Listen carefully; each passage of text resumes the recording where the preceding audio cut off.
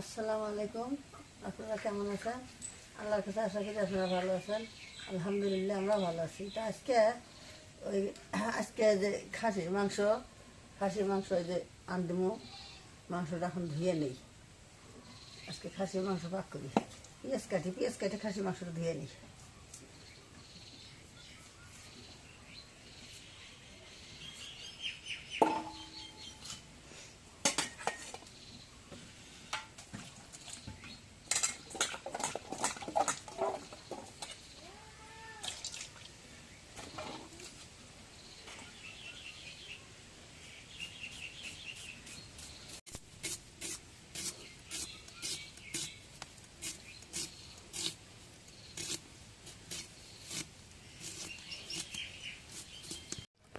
এখন পানি দিই।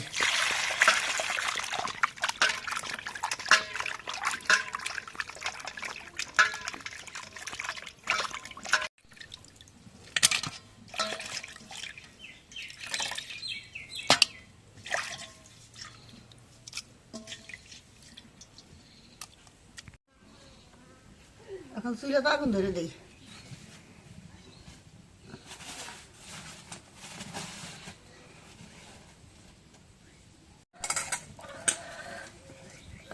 এখন এই যে কড়াইয়ের মধ্যে পেঁয়াজ দিই।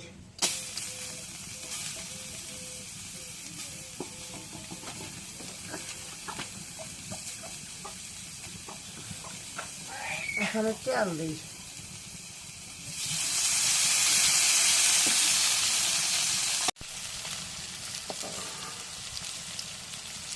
কাটি দিই।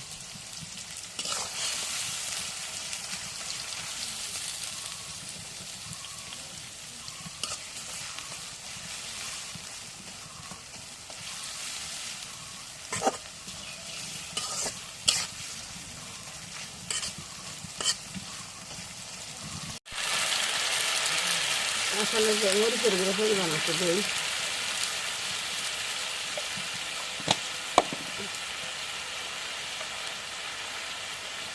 হলুদের গুঁড়ো দিলাম।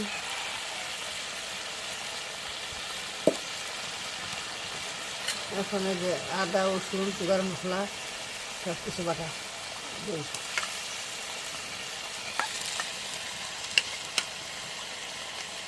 এগুলো যে গরম মশলা বাটা, এগুলো জিরে বাটা।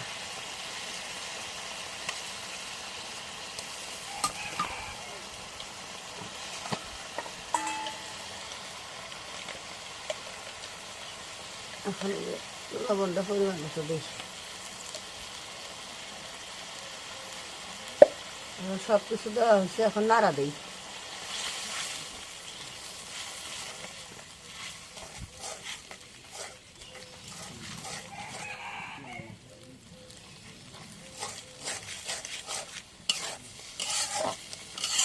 আদা কষানো হয়েছে, এখন এই মাংসটা দিই।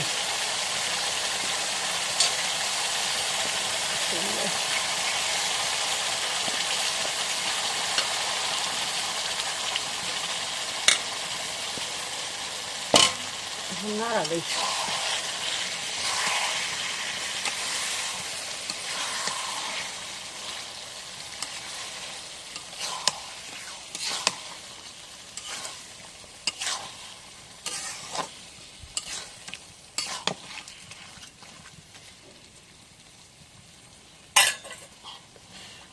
এখন ঢেকে দিই।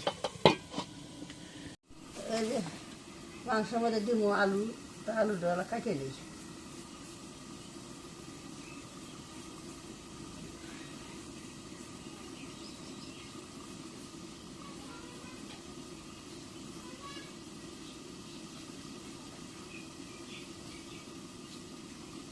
আলুটা ধুয়ে নিই।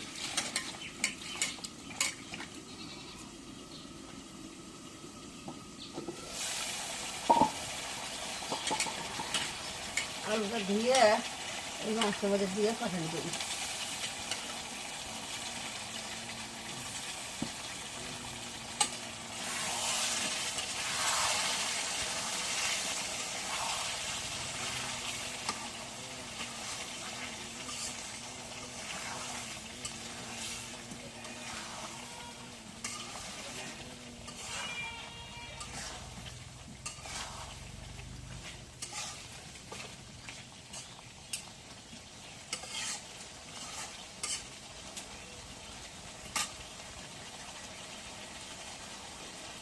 একটু নুন পানি দিই।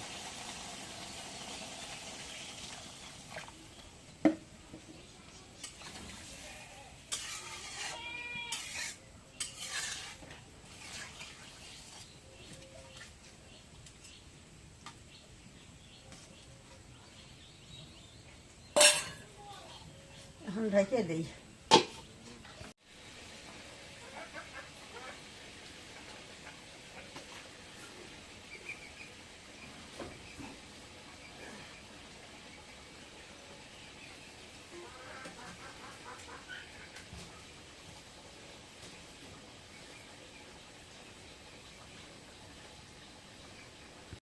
এখন যে মাংসটা হয়েছে এখন নামাই।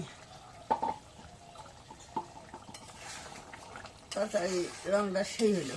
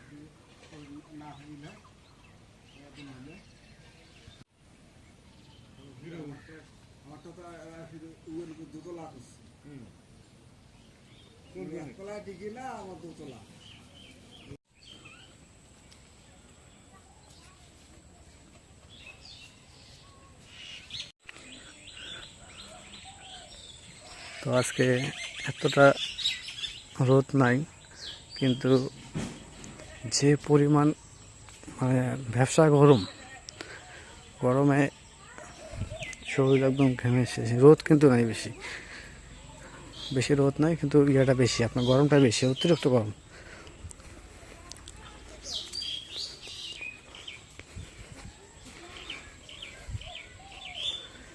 মানে শরীর একদম ক্লান্ত লাগতেছে। আর এই যে মাঝে 2-4 দিন রোদ গেল, গরমে আমার অবস্থা খুবই খারাপ।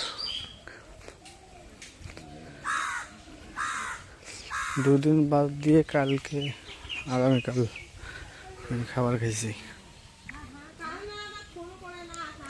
কারেন্ট এলাকা ফোন করছি, তা আসছে, তার ঠিক করবে, আর কারেন্ট আসছে বিকেলবেলা।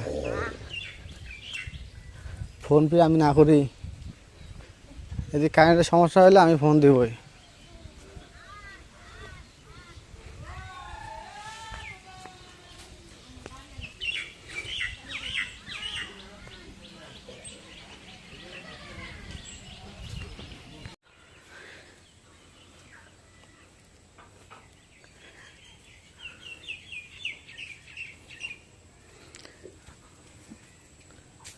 রোদ একটুকু নাই, কিন্তু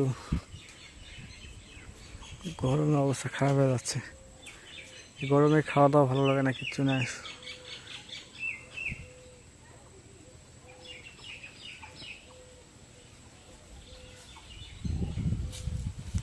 এই বাতাসটা আসতেছে, খুব ভালো লাগতেছে। যে গত রাত্রে সন্ধ্যায় এত পরিমাণে শিল এবং ঘূর্ণিঝড়ের বাতাস হয়েছে, এই ধান একদম একদম শুয়ে গেছে। এই হচ্ছে নমল ধান। এবার তামা চাষ করার পরে ধানগুলো কাটছে। ধান ভালো হয়েছে, কিন্তু বর্তমান বিপদটা অনেক বেশি।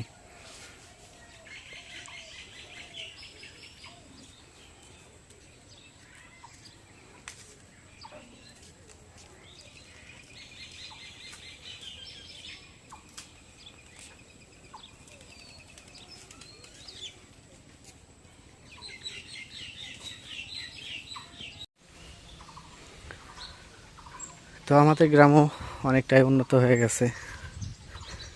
এই যে এগুলো একদম লোকাল কাঁচা রাস্তা ছিল, সে রাস্তাগুলো এখন পাকা হয়ে যাচ্ছে। কারণ অনেকে গ্রামকে আমরা অবহেলা করি, কিন্তু না, গ্রামও এখন আগে অনেক পরিবর্তন হয়ে গেছে আগে চাইতে।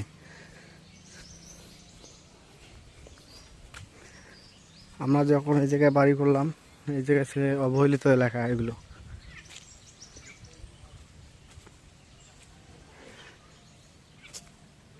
কেউ বিশেষ করে নাই। আমরা মানে যখন বাড়ি করছি তখন ওইটা আমার যে বাড়ি আছে ওদিক দিয়ে জঙ্গল ছিল, নিচু জায়গা, কি অবস্থা ছিল।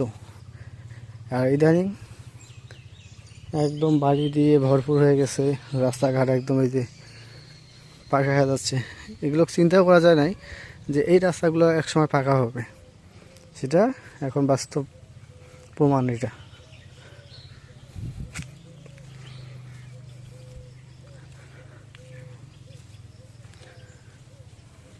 কারণ এই রাস্তাটা পাকা হওয়ার উদ্দেশ্য হচ্ছে এই যে সামনে এই জায়গায় স্কুল ছিল, স্কুল আছে এখনো, এই স্কুলে থাকার কারণে এই রাস্তাটা এখন পাকা হচ্ছে।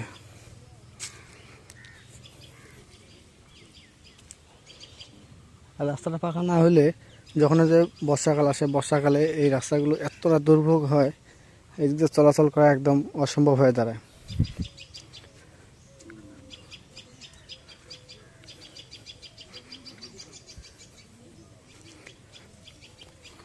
কারণ আমাদের গ্রামে একটা যে প্রকৃতির হাওয়া, সেই সুন্দর হাওয়াটা আমাদের মনকে একদম, যখন রোদ উঠবে তা রোদ, এই রোদের মধ্যে শ্রমিকেরা কাজ করতেছে, বৃষ্টি হলে তাও কাজ করে, মানে লোক বসে থাকে না। এদিকে সবচেয়ে শান্তি একটা খোলামেলা জায়গা, কোনো সমস্যা নাই, শহরের মতো আবদ্ধ জায়গা না।